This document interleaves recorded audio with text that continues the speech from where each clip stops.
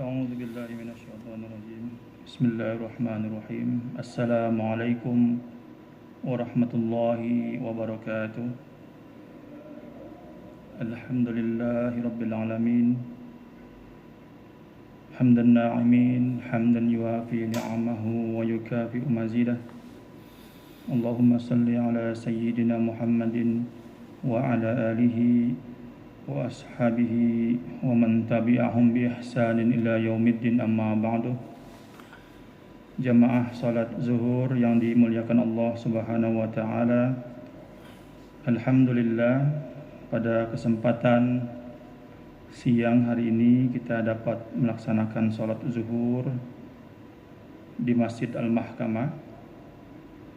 Dan pada kesempatan siang hari ini mari kita bersama-sama mentadabburi surat An-Nisa ayat 36 sampai 37 sampai 38 dari tafsir Al-Munir fil Aqidati Wasyari'ati wal Manhaj yang ditulis oleh Al-Ustadz Ad-Doktor Wahbah Zuhaili. Tafsir ini punya 3 jilid. Kemungkinan ini cukup relevan dengan kehidupan kita sehari-hari. Kita mencoba untuk mentadabburi tafsir Al-Munir ini sebagai salah satu panduan dalam menjalani kehidupan kita dengan tema silaturahmi yang sesaat lagi kita akan memasuki libur panjang, tentu akan digunakan untuk silaturahmi. Bagaimana panduan silaturahmi menurut ketentuan Al-Quran yang ditafsirkan oleh Profesor Syekh Wahbah Zuhaili. Kitab ini ditulis dan diterbitkan pada tahun 2003, lalu diterbitkan kembali cetakan yang ke-16 pada tahun 2009.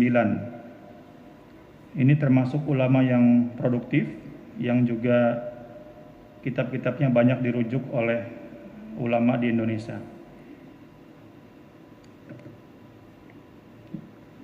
Mari kita memulai. Akhlaqul Qur'ani ibadatullahi wahdahu wal ihsanu lil walidaini wal aqaribi wal jirani wat tahdhiri minal infaqi riya'un. Qala Allah Ta'ala fi kitabihil karim wa'budullaha wa la tusyriku bihi syai'a wa bil walidaini ihsana wa bidzil qurba wal yatama wal masakin wal jari dzil qurba wal jaril junubi was-sahibi bil jambi wa banis sabili wa ma malakat aymanukum innallaha la yuhibbu man kana mukhtalan fakhura. Kita akan mencoba mentadabburi ayat ke-36 karena ayat setelahnya cukup pendek, namun sebagai penjelasan dari ayat 36. Hadirin yang dimuliakan Allah, dalam surat An-Nisa ayat ke-36 ini ada perintah silaturahmi yang disandingkan dengan perintah tauhid, sehingga Syekh Wahbah Zuhaili menyebutnya silaturahmi itu adalah perintah yang agung yang disandingkan dengan perintah tauhid. Coba kita perhatikan kalimat Allah, wa'budullaha wa la tusyriku bihi syai'an wa bil walidaini ihsana. Dari ayat ini kita mengetahui Allah memerintahkan kita untuk menyembah kepada Allah, lalu diikuti larangan syirik kepada Allah, kemudian diikuti dengan kebaikan kepada kedua orang tua dan juga tetangga serta karib kerabat lainnya. Berbuat baik dalam konteks yang dibacakan dalam tafsir Al-Munir ini disebut dengan silaturahmi. Wabil walidaini ihsana, itu berarti bersilaturahmi kepada orang tua. Kalimat perintah bersilaturahmi atau berbuat baik kepada orang tua itu sama pentingnya dengan kalimat tauhid. Sehingga Wahbah Zuhaili mengatakan perintah tauhid itu sama dengan pentingnya perintah berbuat baik kepada kedua orang tua. Percuma kita beribadah kepada Allah, tetapi kita memiliki hubungan yang tidak baik dengan manusia. Beberapa di antaranya disebutkan di sini dengan orang tua, dengan tetangga jauh, dengan tetangga dekat, dengan teman di samping, kemudian dengan ibnu sabil, musafir, dan juga dengan wama malakat aimanukum. Kalau dahulu ada namanya budak. Mari kita coba perhatikan apa yang dimaksud dari hadis, dari ayat Quran tersebut. Syekh Wahbah Zuhaili menyebutkan bahwa at-tafsir wal bayan ba'da an arsadallahu ta'ala az-zawjaini ila al-muamalatil hasanati wa amrul hukami bi izalati asbabil khusumah arsadan nasa jami'an ila ba'di khisalil khairi wal ihsan. Allah Subhanahu wa taala dalam surat An-Nisa telah memerintahkan kepada pasangan suami istri untuk berbuat baik dan menghindari perbuatan yang tercela. Selanjutnya dalam surat An-Nisa ayat 36 ini Allah melanjutkan kepada seluruh manusia untuk berbuat baik kepada kedua orang tua dan juga seluruh yang disebutkan dalam Al-Quran.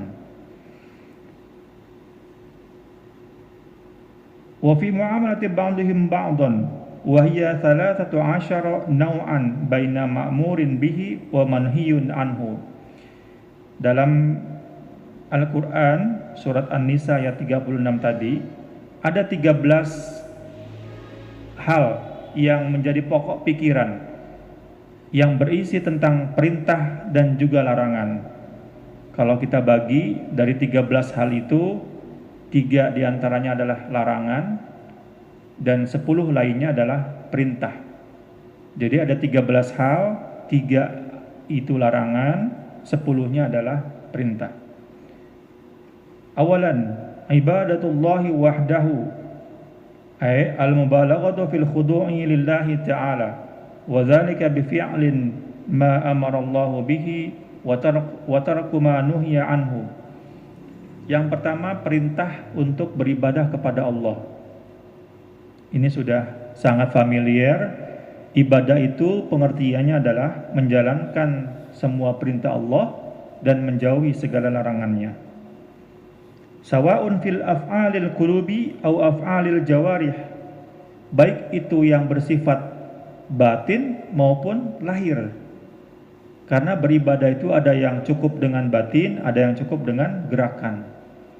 Seperti sholat itu tidak cukup dengan batin, karena dia af'alun muftatahatun bit takbir wa makhtumatun bis salam. Salat itu adalah ibadah yang dilakukan dengan gerakan, af'alun, yang dibuka dengan takbir dan ditutup dengan salam. Ada juga ibadah yang bersifat batin, bisa dengan zikir, bisa dengan mentadaburi Al-Quran tanpa bersuara dan sebagainya. Yang kedua, ada musyirki bihi syai'an, larangan menyekutukan Allah. Wal isyraku diddut tauhid wa huwa atfu khosin ala amin. Syirik ini adalah lawan kata dari tauhid. Kalau yang pertama tadi kan perintahnya menyembah kepada Allah sebagai bentuk tauhid. Yang kedua, larangan untuk syirik kepada Allah. Ini kalimat tauhid berlawanan dengan kalimat syirik. Dan ada penjelasan yang menarik bahwa larangan syirik itu adalah atfun khasun ala amin. Jadi penyerta khusus dari yang umum. Kalau di bahasa hukum ada namanya aturan yang khusus, itu menjaminkan aturan yang umum. Kalau tadi perintah beribadah kepada Allah itu sifatnya umum, maka Allah kemudian mengikat yang umum itu dengan yang khusus. Apa itu yang khususnya? Wala tusyriku bihi syai'an. Yaitu dilarang menyekutukan Allah. Kenapa harus ada larangan menyekutukan Allah setelah perintah beribadah? Karena masih ada kita menemukan orang yang beribadah tetapi kebablasan. Kebablasannya bagaimana? Contohnya menyembah kepada patung, menyembah kepada hal-hal yang bersifat gaib selain kepada Allah. Maka diikat di situ, wala tusyriku bihi syai'an. Sembahlah Allah, tapi jangan sekali-kali engkau syirik kepada Allah. Jadi kita beribadah tetapi jangan kebablasan, jangan sampai kita menyembah selain kepada Allah. Yang ketiga, al-ihsanu lil walidaini. Nah, ini perintah berbuat baik kepada orang tua, kedua orang tua.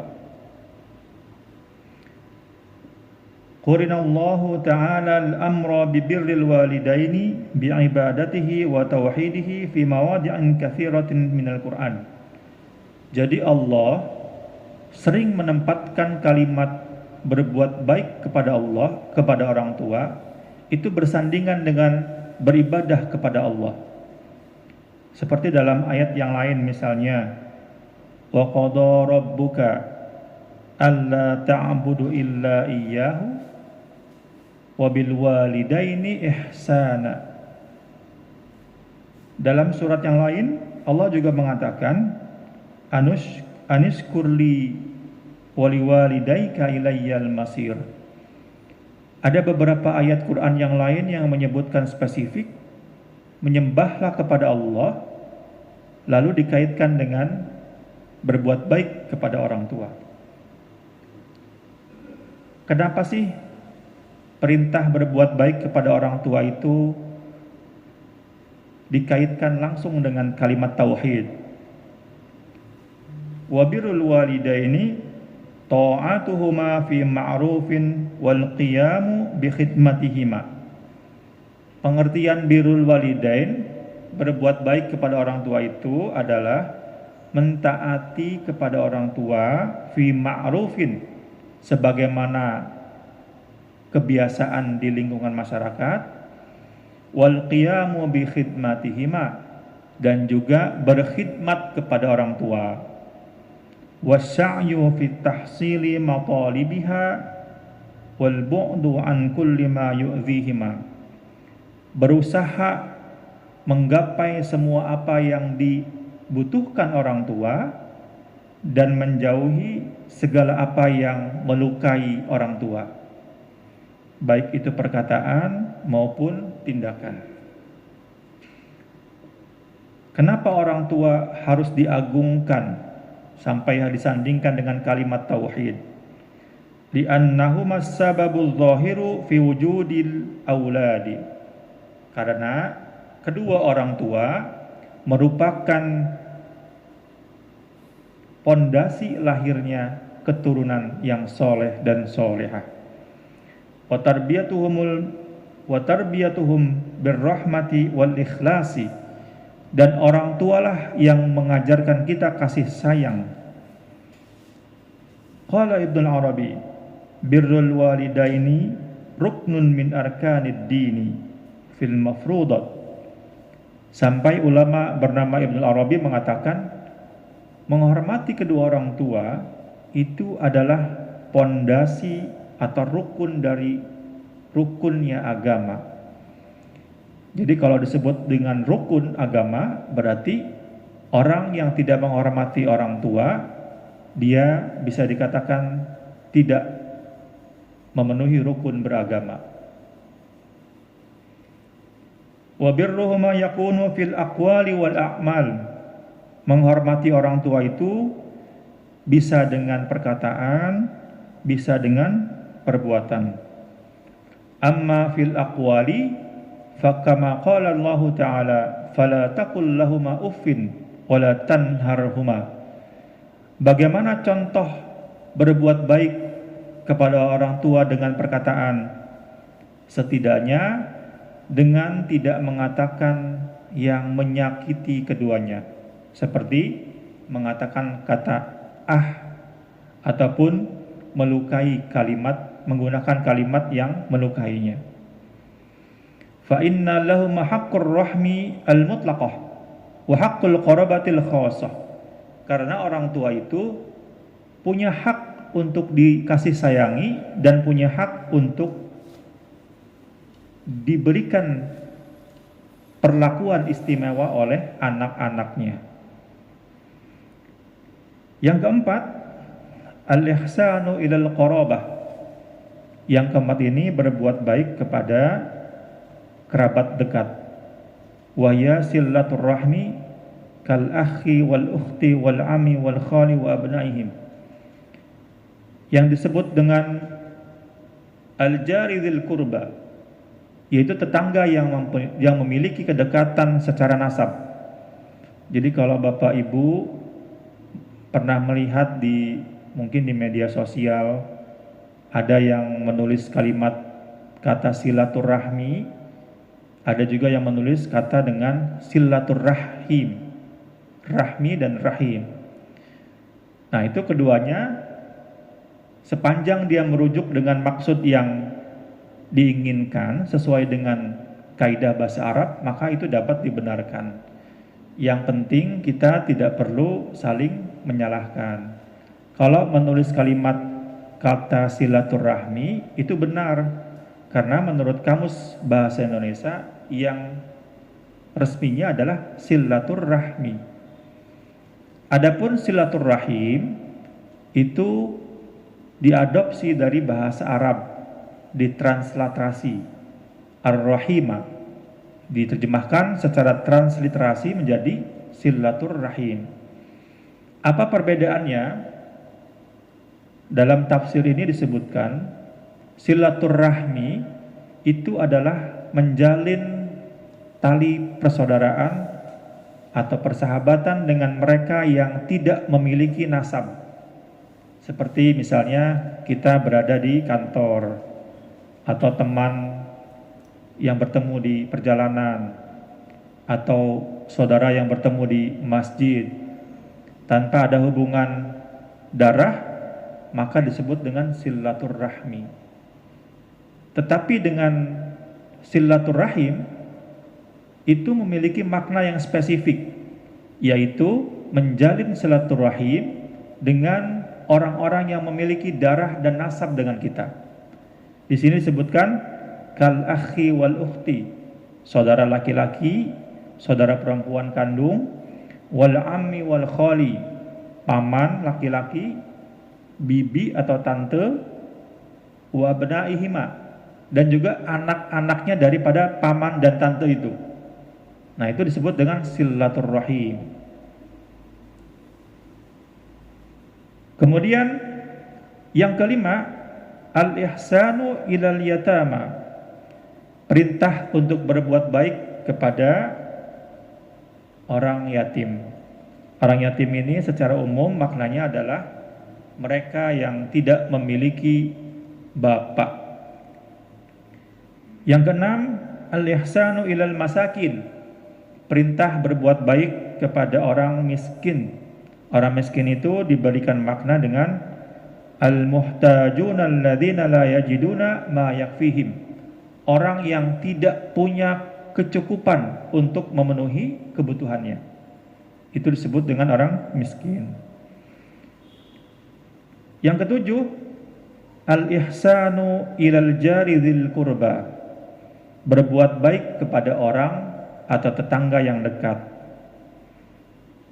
Al-qaribu fil makani awin nasabi awid dini, Dalam pengertian yang berbeda, al-jari dzil qurba, tetangga yang dekat, itu dimaknai dengan tetangga yang memiliki nasab atau hubungan darah, atau tetangga yang memiliki kesamaan agama, atau tetangga yang memiliki kedekatan secara geografis. Nanti kita bisa mendengar dari ulama berikutnya berapa jarak tetangga yang dikatakan dekat.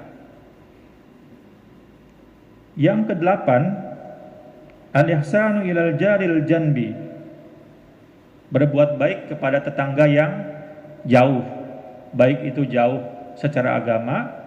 Jauh secara agama itu dimaknai dengan yang tidak seagama dengan kita, itu juga harus diperlakukan baik sebagai tetangga.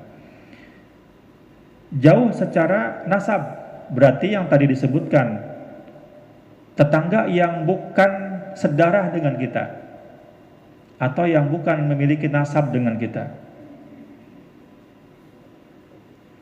Kemudian yang ke-9, al-ihsanu ila sahibi bil jambi. Yang ke-9 ini berbuat baik kepada teman dekat.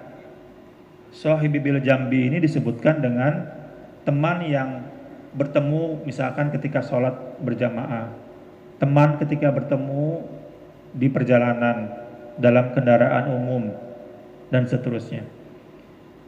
Wa tahdidul jiwari matrukun ilal urfi. Nah, bagaimana menentukan batas tetangga itu? Apakah ada ukuran meternya? Misalnya tetangga saya itu apakah dari ujung gang ke ujung gang lagi, atau dari ujung gang hanya batas 10 rumah? Bagaimana keadaan sesungguhnya?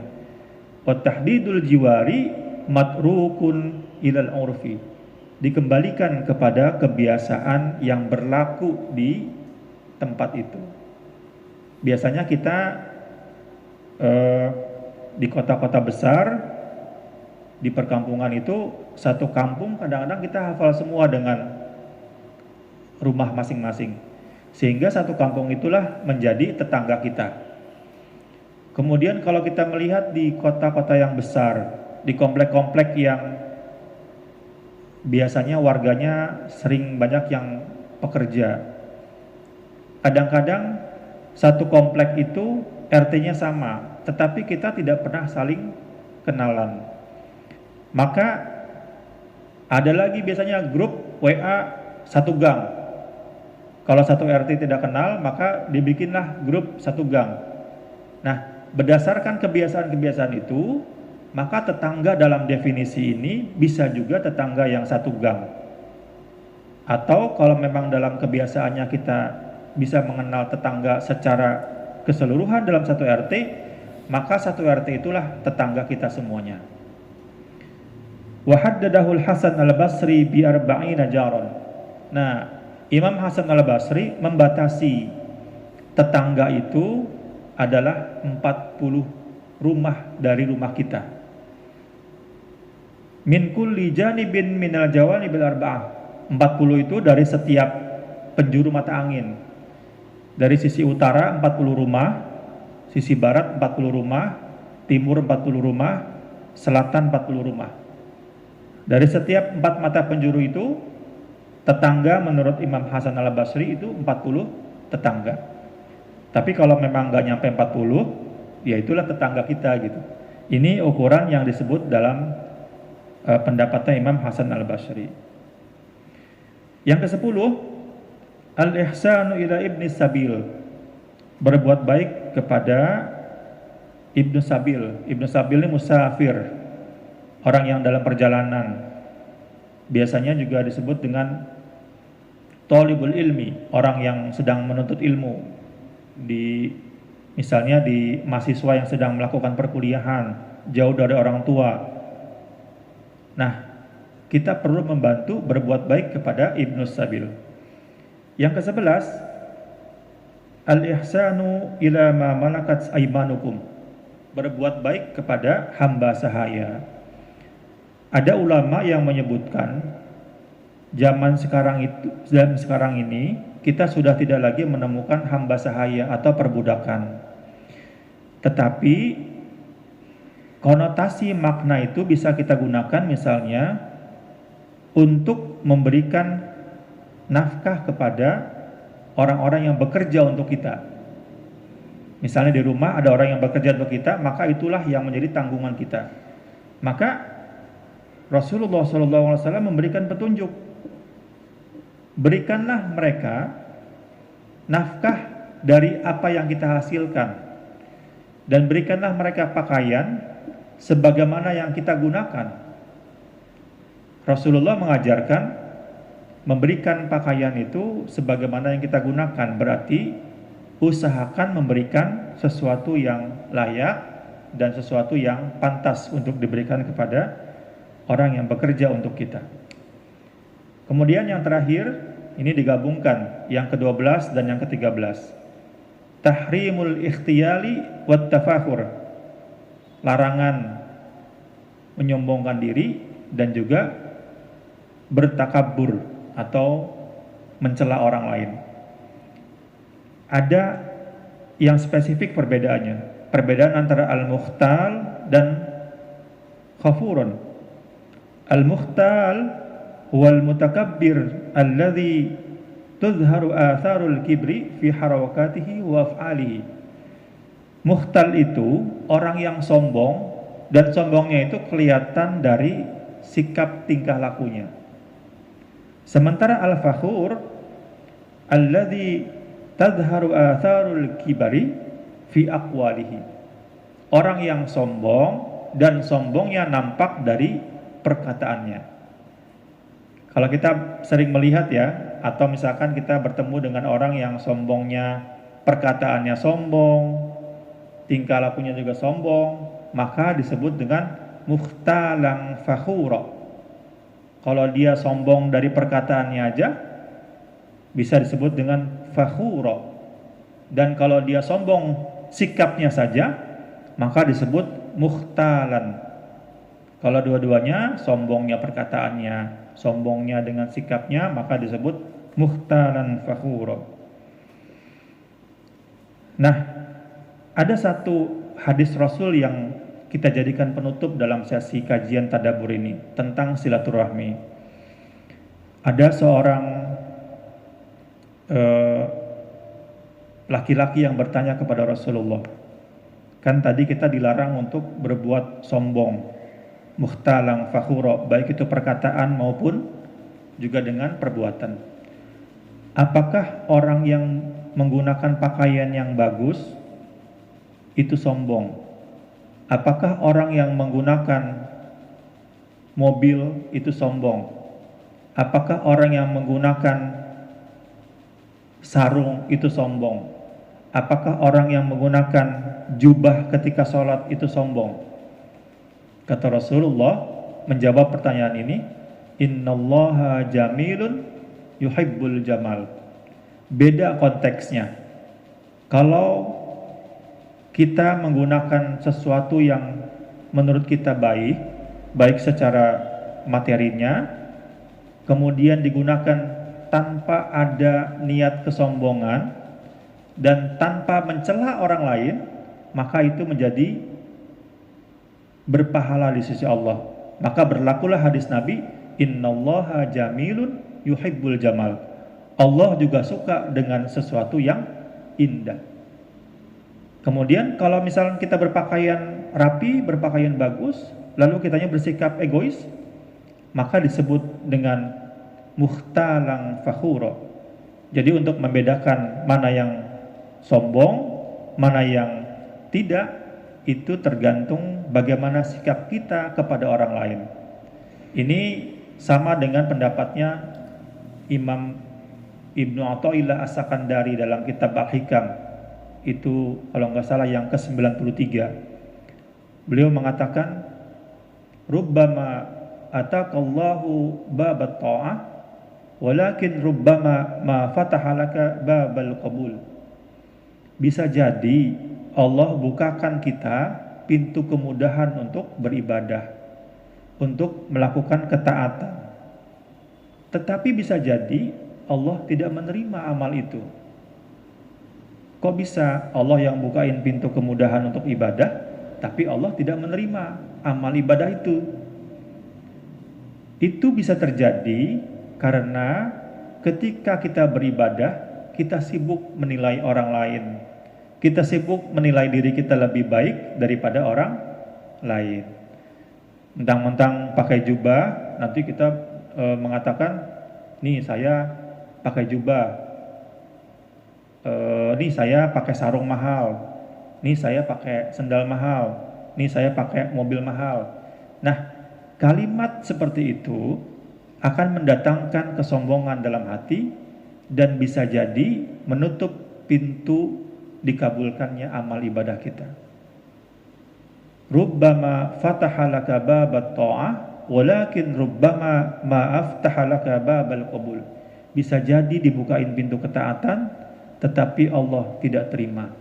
Maka mudah-mudahan kita selalu diberikan kemudahan Allah untuk melakukan ibadah ketaatan kepada Allah, dan ibadah itu diterima oleh Allah Subhanahu wa taala. Dan kita insyaallah mudah-mudahan terhindar dari hati dan perbuatan yang takabur yang menyebabkan amal ibadah kita tidak dikabulkan oleh Allah Subhanahu wa taala. Hadanallahu wa iyyakum. Semoga kita mendapatkan manfaat dari ilmu yang kita bacakan ini. Wal afu minkum. Mohon maaf atas segala yang kurang berkenan. Assalamualaikum warahmatullahi wabarakatuh.